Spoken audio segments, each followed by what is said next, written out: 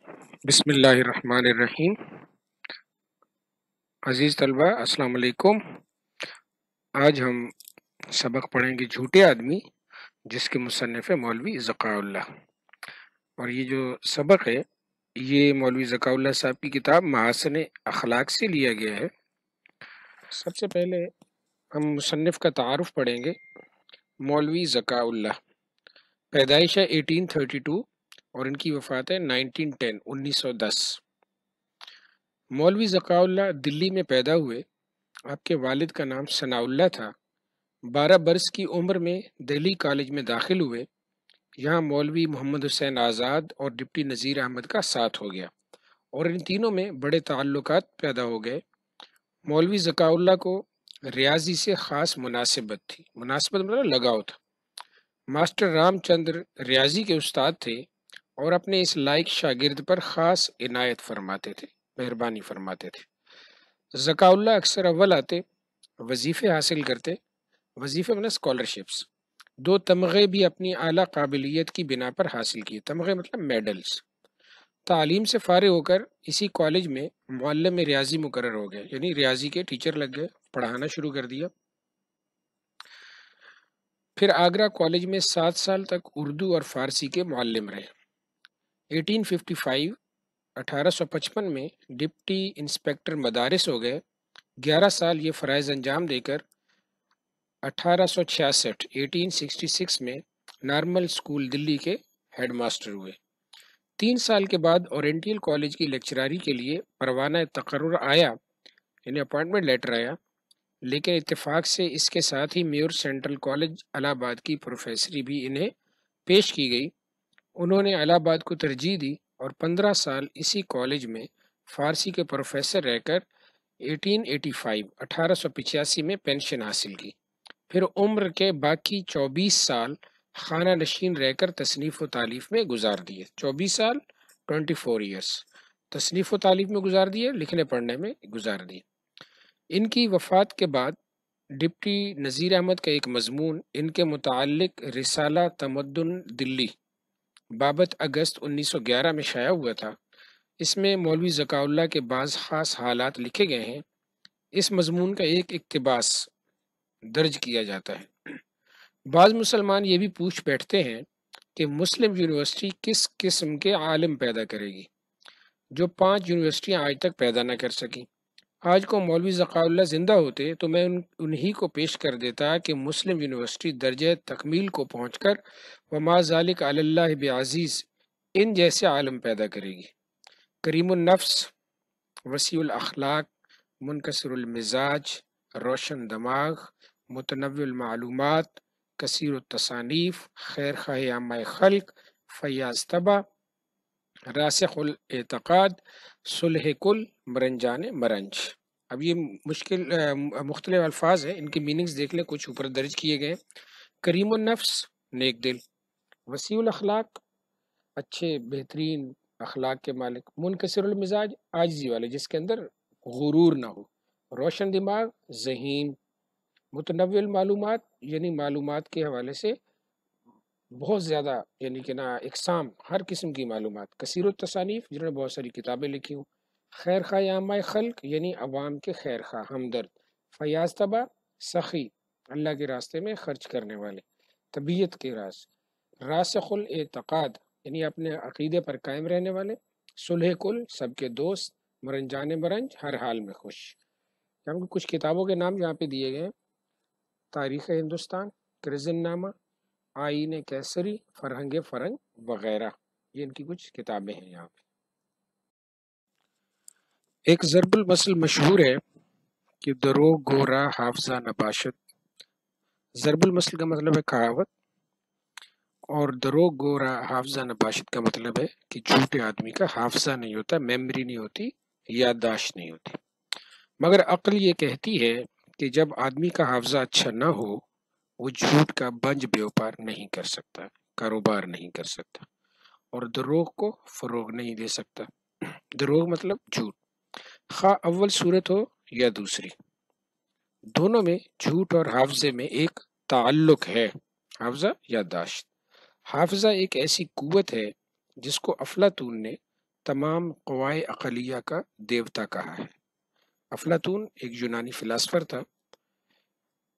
قوائے عقلیہ، قوا قوت کی جمع ہے، ٹھیک ہے، قوت ہے، عقلیہ عقل کی قوت ہے، دیوتا سردار کو کہتے ہیں، گاڈ کو کہتے ہیں، اور دیوی جو ہے وہ گاڈس کو کہتے ہیں، یعنی تمام ملکات نفسانی کا رئیس ہے۔ ملکات نفسانی انسانی صلاحیت، رئیس ہے، سردار ہے، اور سب اس کے خادم ہیں۔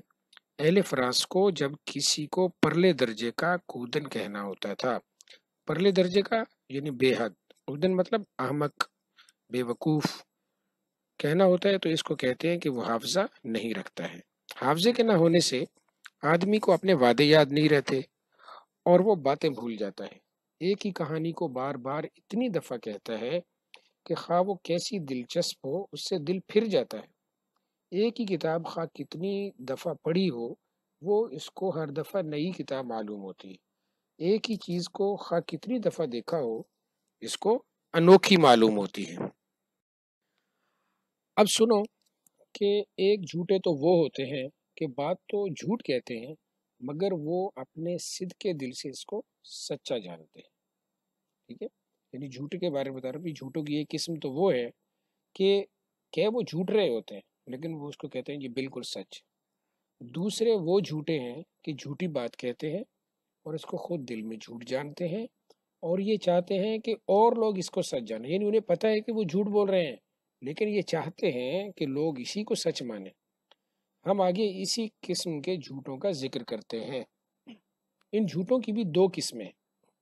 ایک یہ کہ اپنے دماغ سے ایک جھوٹی بات کو سر سے پاؤں تک تراش کر ایجاد اور اختراع کرے، یعنی خود ہی بیٹھے بیٹھے کوئی جھوٹ گھڑ لے، ٹھیک ہے، بنا لے۔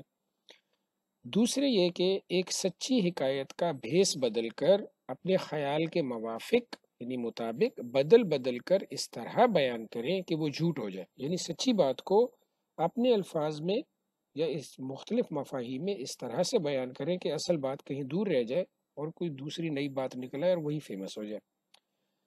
اس صورت میں مشکل ہے کہ ان کا جھوٹ چھپا رہے اور کسی نہ کسی دن ان کا بھانڈا پھوٹ جائے، بھانڈا نہ پھوٹ جائے یعنی راز نہ نکلے۔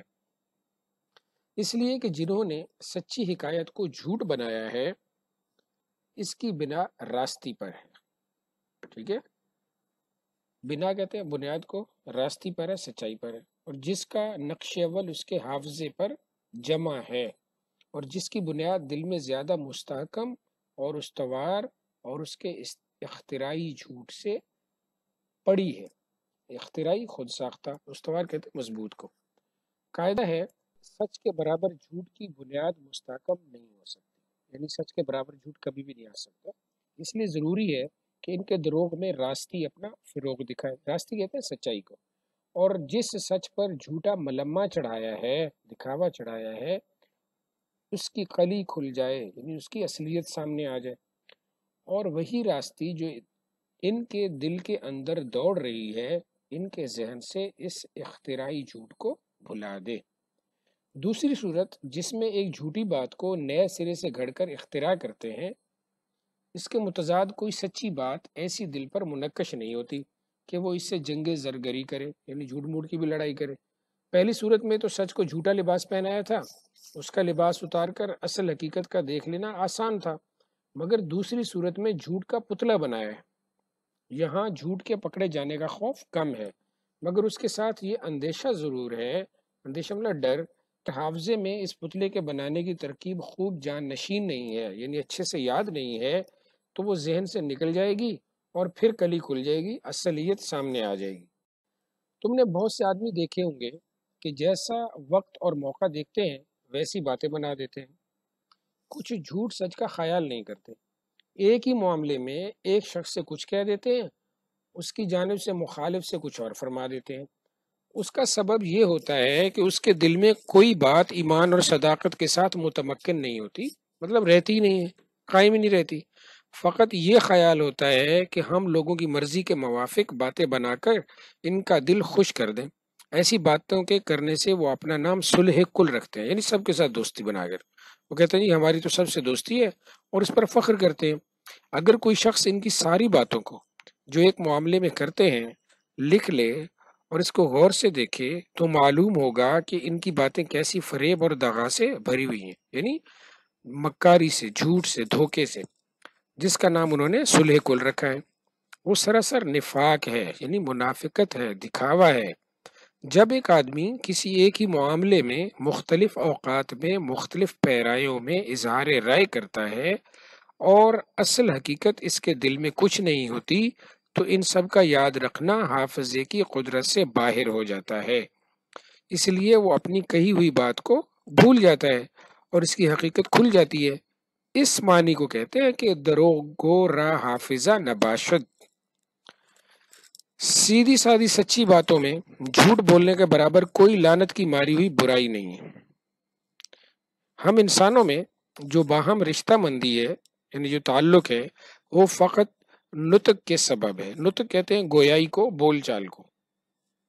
جب اس نطق میں کذب شامل ہو، کذب مطلب جھوٹ، تو ان باہمی تعلقات میں کوئی ایسی بات نہ ہوگی کہ جو فساد سے خالی ہو۔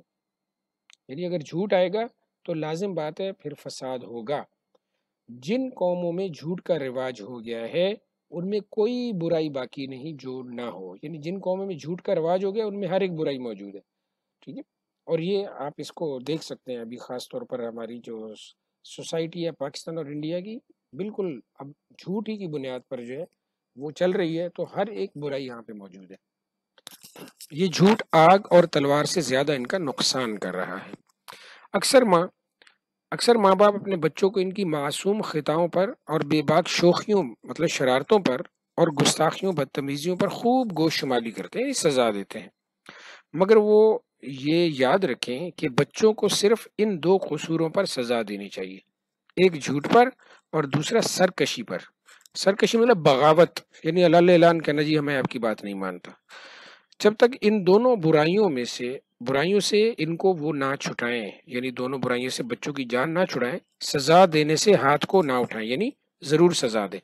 اگر جھوٹ کا چسکا اس عمر میں زبان کو لگ گیا تو بڑے ہونے پر اور بڑھے گا۔ یعنی اگر بچوں کو بچپن سے ہی جھوٹ کا چسکا لگ گیا تو ایسا ایسا عادی ہو جائیں گے اور پھر جھوٹ بولنا ان کے نزدیک کوئی برائی رہے گی نہیں۔ بعض بھلے مانسوں کو ہم دیکھتے ہیں، بھلے مانس مطلب جو صاف دل لوگ ہوتے ہیں، سیدھے لوگ ہوتے ہیں، کہ جھوٹ بولنے سننے کی بیماری ان کے پیچھے لگی ہوتی ہے۔ اپنے تشخص و تعلی کی داستان نثر میں ایسی ہی گھڑا کرتے ہیں جیسے کوئی شاعر اشعار میں جھوٹا مضمون گانٹتا ہے۔ تعلی کسے کہتے ہیں؟ برتری کو۔ تشخص کہتے ہیں پہچان کو۔